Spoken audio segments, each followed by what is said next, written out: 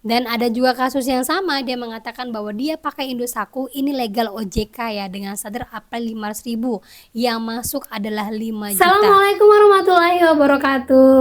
Apa kabar teman-teman semuanya? Semoga semua dalam keadaan sehat walafiat ya. Diberikan kesehatan, kelancaran, serta kemudahan dalam segala urusan apapun itu. Hari ini kita di Jumat berkah ini semoga kita selalu diberikan keberkahan terus menerus, dan dari Jumat hari ini sampai Jumat-Jumat berikutnya. Amin amin ya rabbal alamin. Oke teman-teman, kali ini saya akan membahas tentang hati-hati yang galbedi isi cash Indosat lumbung dana. Perhatikan ini. Kalau kan ada galbedi di sini, jangan lakukan hal fatal ini. Nah, apa saja itu kita akan bahas secara tuntas. Tapi sebelumnya saya harapkan kalian semuanya sudah subscribe channel ini agar channel ini terus berkembang dan dapat memberikan informasi terbaik buat kalian yang galbay.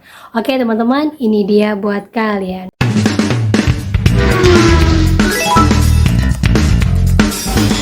Oke teman-teman, sebelumnya kita update berita terbaru dari pinjol koin P2P atau Coinworks, yang mana CEO-nya ditangkap dan langsung diadili, yang mana sudah melarikan uang sekitar 300 miliar lebih, yang mana ini adalah uang para lender-lendernya yang informasinya dimainkan untuk yang fiktif. Nah, berikut informasinya, 3 petinggi Coinworks ditahan terkait dugaan korupsi penyaluran kredit 600 miliar.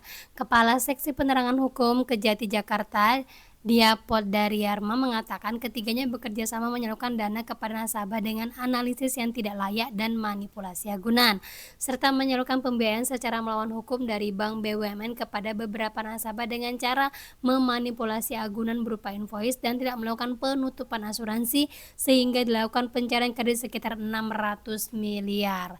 Nah, ini dilakukan oleh petinggi-petinggi Coinworks. Nah, ini teman-teman ya, semoga pinjol-pinjol lain juga langsung terbongkar ya, karena apa? Dengan adanya jatuh perusahaan seperti ini, otomatis akan menggulingkan persepsi masyarakat di atas sana yang mana masih mau menanamkan saham di pinjol, yang masih mau bergerak di pinjol untuk mulai-mulai undur diri.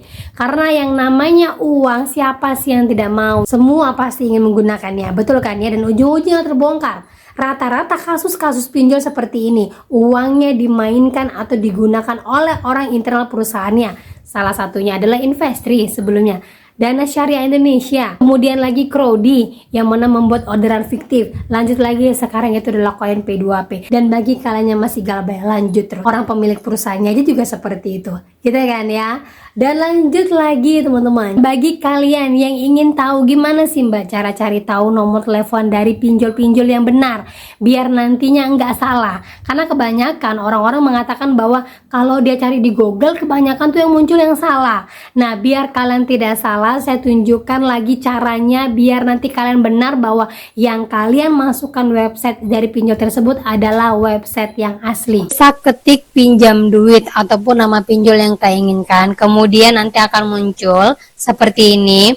Misalnya ada yang tulisannya Google Play atau apa, itu bukan yang seperti itu teman-teman ya, tapi yang memang https pinjamduit.co.id. Nah, seperti inilah, entah nama pinjolnya apa, intinya dia langsung website dari pinjolnya. Kemudian kalian bisa klik aplikasinya. Nah, untuk akun yang benar itu biasanya akan muncul peringatan seperti ini.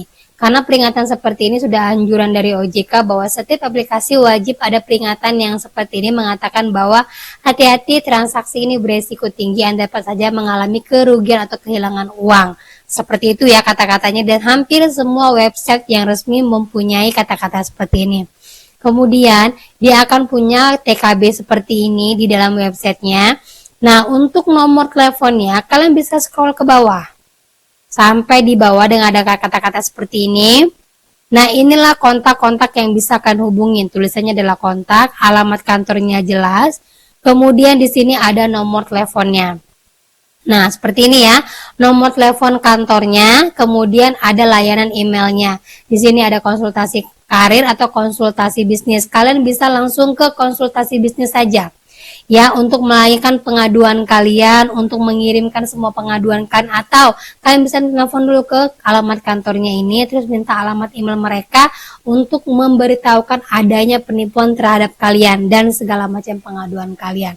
Nah, seperti itulah website yang resmi dan cara untuk mencari nomor teleponnya. Kalau seandainya di sini ada nomor WhatsApp-nya, Kalian wajib hati-hati juga kalau kalian mau WhatsApp, khawatirnya ada yang mempermainkan kalian. Intinya kalau ada yang menyuruh kalian ini itu, klik link ini itu, jangan mau, karena tujuan kan adalah menanyakan misalnya diskon ataupun cara pembayaran. Seperti itu teman-teman ya. Nah itu dia teman-temannya, kalau di sana tercantum nomor WhatsApp, tetap hati-hati kalau seandainya nomor WhatsAppnya sudah meminta kalian untuk buka link ini, nanti masuk ke sini, pencet itu udah pasti websitenya sudah masuk pembajakan ataupun adanya cyber. Berarti salah satunya bagaimana dengan menghubungi nomor telepon kantor yang ada di situ dan itu berbayar ataupun menggunakan pulsa atau langsung mengirimkan email.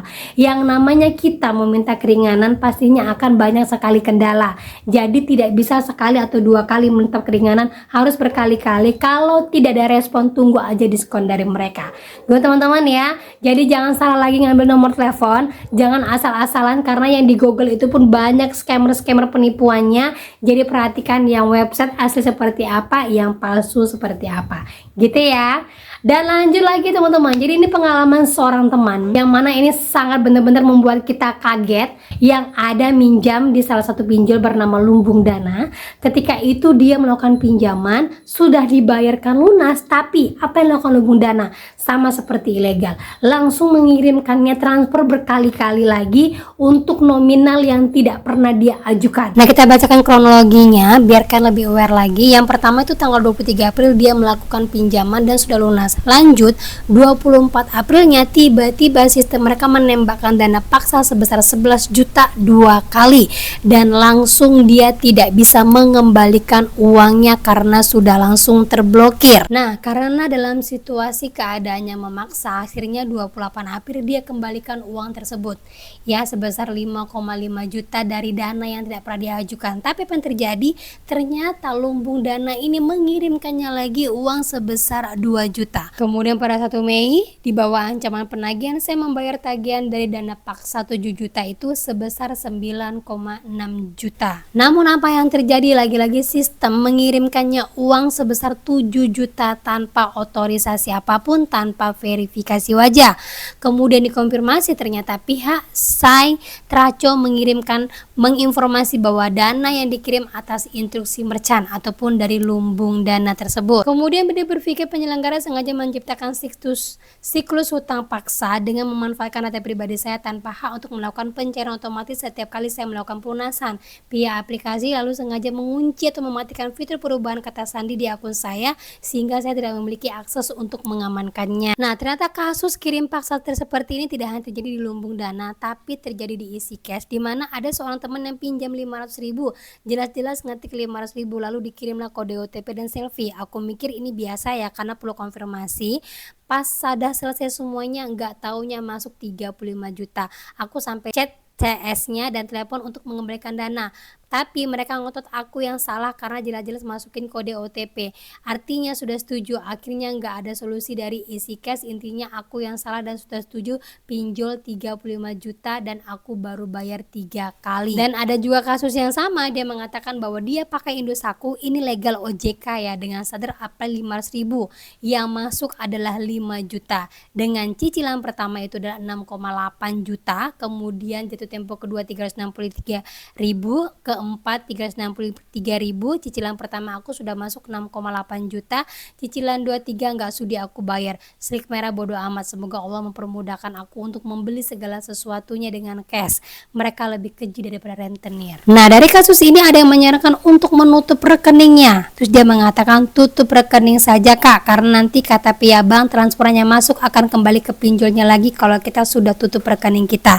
Artinya apa? Kalau ada pencairan dari pinjol yang mana kita tidak pernah mengajukannya, langsung tutup rekening kita saat itu juga dan jelaskan kronologinya, nanti pihak bank yang akan mengembalikan uang tersebut kepada pinjolnya. Kemudian informasi dari mantan pekerja Lumbung Dana, dia mengatakan yang tanda ini dinonaktifkan kak, kalau diaktifin dia akan cair terus setiap kali lunas.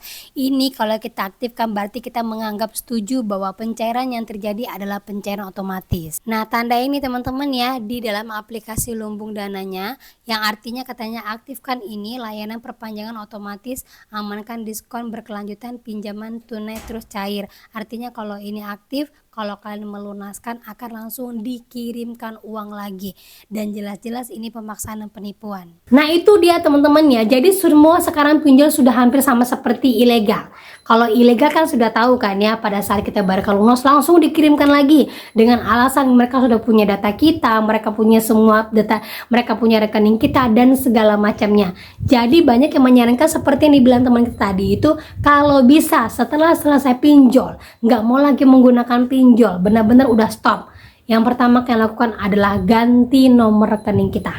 Ya, ganti nomor rekening, terus buka nomor rekening baru lagi. Tunjukkan alasannya kepada customer service banknya bahwa rekening kita sudah menjadi sindikat untuk gali lubang tutup lubangnya pinjol. Dan itu bisa dilakukan dengan alasan yang tepat, menunjukkan segala bukti-buktinya. Nah ini sindikat baru lagi teman-teman. Ya, sindikat yang pertama itu adalah meneror kepada yang bukan melakukan pinjol, terus-terusan menagih. Udah pernah saya tunjukkan kepada kalian lagi ya. Ibaratnya sekarang kita tuh dikejar-kejar sama yang namanya pinjol, biar bagaimana orang menggunakan pinjol. Nah, sindikat-sindikat seperti ini adalah untuk melemahkan ekonomi kita dan memperkaya orang yang di atas sana. Untuk itu, kalau kalian tidak pernah melakukan seperti ini, jangan pernah bayarkan apapun yang tidak pernah kalian ajukan. Oke teman-teman ya, harus berani melawan, harus berani speak up, harus berani memviralkan segala sesuatu yang tidak pernah kalian gunakan. Jangan pernah takut akun kalian di-report, kalian diancam. Selagi kita punya data, kebenaran adalah milik kita. Sekali punya data, pasti banyak orang yang akan mendukung kita. Dan siapkan segala bukti-buktinya. Oke teman-teman ya, sekarang kita bermain dengan yang namanya viral. Sekarang kita bermain dengan yang namanya media sosial. Kalau kita tidak berani speak up, pastinya kita akan dijadikan korban selanjutnya. Gitu ya. Nah oke, itu dia informasi yang bisa saya sampaikan buat kalian. Semoga informasi ini menjadi mood booster, semangat baru, kuat mental. Dan akhir kata saya ucapkan Assalamualaikum warahmatullahi wabarakatuh.